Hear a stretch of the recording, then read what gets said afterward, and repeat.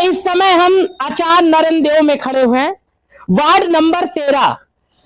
कहा जाता है कि यहां से एक प्रत्याशी लड़े हुए हैं, देखन में छोटन लगे लेकिन घाव करे गंभीर। कहा जाता है देखने में तो बड़े हल्के फुल्के लग रहे हैं, लेकिन कहा जाता है अच्छे अच्छे को का जो है इस समय पसीना छुड़ा के रख दिए हैं। जिस प्रकार से इसके पहले भारतीय जनता पार्टी का यहाँ पे कब्जा था जो है, लेकिन इस समय सीट जो है पूरी तरह से भारतीय जनता पार्टी का पार्षद नहीं कह सकता है कि हम इस सीट को जीत रहे हैं जो है, और ना ही कोई भी पार्टी पूरी तरह से ये सीना तान के कह सकती है कि मैंने जीत लिया है सीट। ऐसा जिस प्रकार से जनता के बीच का रुझान है, और अब की बार ऐसा लगभग कई वार्डों में देखने को मिला है कि जनता मौन रही। जनता ने वोट तो किया लेकिन अपने आप को साइलेंट रखा, इसीलिए कोई प्रत्याशी ये बताने में असमर्थ है कि मेरी जीत हो चुकी है जो है। अब की बार सीट कहां जाएगी ये तो भाग्य विधाता ही तय करेंगे, लेकिन कहीं ना कहीं 60 की 60 सीट और मेयर की भी सीट जो है, जिस प्रकार से हमारे मुख्यमंत्री जी का जो है जो 2 बार जो है यहाँ दौरा भी हुआ, लेकिन उसके बाद भी जिस प्रकार से सीट फंसी हुई सब लग रही है, ये तो लेकिन कल निर्णय आ जाएगा कि जनता जिस प्रकार से मौन रही, साइलेंट तौर पर वोट की, किसको वो अपना प्रतिनिधित्व करने के लिए वार्ड में चुनती है और जो है नगर निगम के लिए अपना मेयर बनाती है। ये तो कल भाग्य विधाता जो जनता बने हुए हैं वो ईवीएम में सबके भाग्य का फैसला तय कर चुके हैं। लेकिन कहा जाता है देखन में छोटन लगे घाव करे गंभीर। कहा जाता है इनको सबने हवा में लिया, लेकिन जिस प्रकार से यहाँ के गांव के वासियों ने मिलकर इनको सपोर्ट किया है और चुनाव लड़ाया है, और जानते हैं उनकी इच्छा कैसे हुई कि हमें चुनाव में जाना चाहिए। पहले आपसे ये जानना चाहते हैं कैसे आपकी इच्छा हुई कि हम चुनाव में जाए या राजनीति में जाए, ये प्रेरणा कहां से आई? मैं पहले तो आपके माध्यम मीडिया के माध्यम से ये कहना चाहता हूं कि समस्त आचार्य नरेंद्र देव वार्ड नंबर 13 के समस्त जनता का आभार व्यक्त करना चाहता हूं कि उन्होंने मतदान किया और मेरे सपोर्ट में और मेरे साथ मजबूती के साथ खड़ी रही जनता, इसके लिए धन्यवाद। और दूसरी चीज़, मैं राजनीति में नहीं आया हूँ। मैं जो काम करता हूँ 7-8 साल से समाज सेवा में, उसी को आगे बढ़ाने के लिए मैं पार्षद पद के लिए मैं उम्मीदवार था और मैं लड़ा इसीलिए कि पार्षद बन जाऊंगा तो अपने समाज के लिए कुछ अच्छा काम करूंगा। नहीं, लेकिन एक आपके ऊपर आरोप लगता रहा जो है, और कई प्रत्याशियों ने भी आरोप लगाया कि आप पहले बसपा में गए, बसपा ने आपको टिकट नहीं दिया, उसके बाद आपने गुस्सा उतारने के लिए चुनाव में उतर गए। क्या ये बात सच है? नहीं, ऐसा कुछ नहीं है, कुछ नहीं है।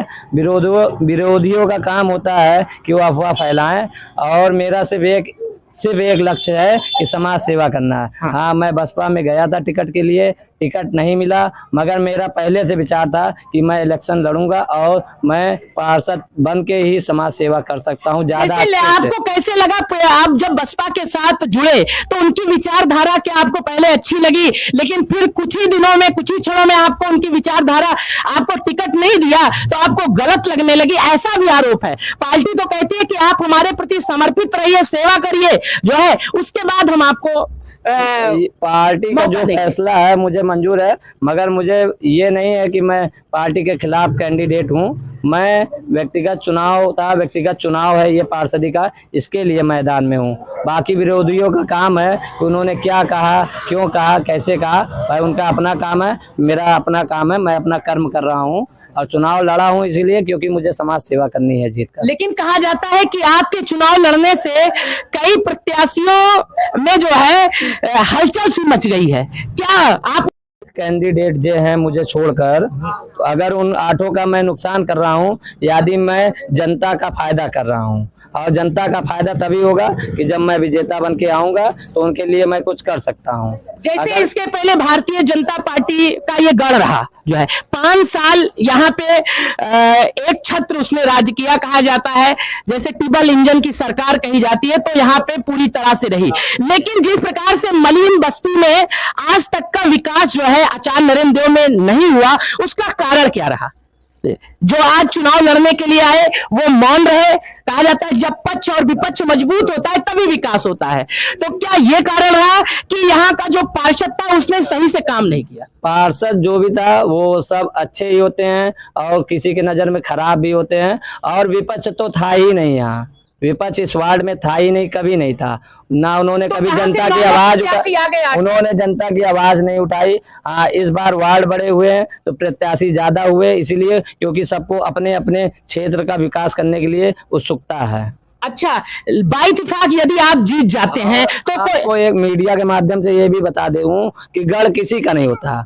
ये छोटा चुनाव है पार्षदी का, इसमें लोकल लोगों का ज्यादा इन्वॉल्व होता है, तो ये गढ़ किसी का नहीं होता है। जो व्यक्तिगत तौर पर सामाजिक तौर पर एक्टिव रहेगा वो उसी का गढ़ हो जाता है। जैसे यदि आपको जनता चुन लेती है तो आप ऐसे 5 काम बताइए कि जो आप तत्काल करेंगे। कार्य तो मैं अभी आपको नहीं बता सकता, क्योंकि मान लीजिए मैं हार गया। नहीं, कोई संकट नहीं। अगर हार भी गए आप एक विपक्ष के नेता तैयार होंगे जो है, तो उसके बाद कैसे कहा जाता है पक्ष विपक्ष दोनों मजबूत होगा, तभी उस वार्ड का चौतरफा विकास, तब भी आप कैसी लड़ाई लड़ेंगे? नहीं तो मैं अपना कार्य करने के लिए मैं जो भी पार्षद बनेगा उसके पास जाऊंगा, अपने तौर पे अपनी जनता की तरफ से उस कार्य को कराने की कोशिश करूंगा। मगर मैं अभी से पत्ता नहीं खोल सकता कि मैं क्या क्या काम करने का वादा किया हूं अपनी जनता से, क्योंकि मैं अभी जो बोलूंगा फिर वो सुनेंगे और फिर वो कहेंगे यही तो काम मैंने सोचा है।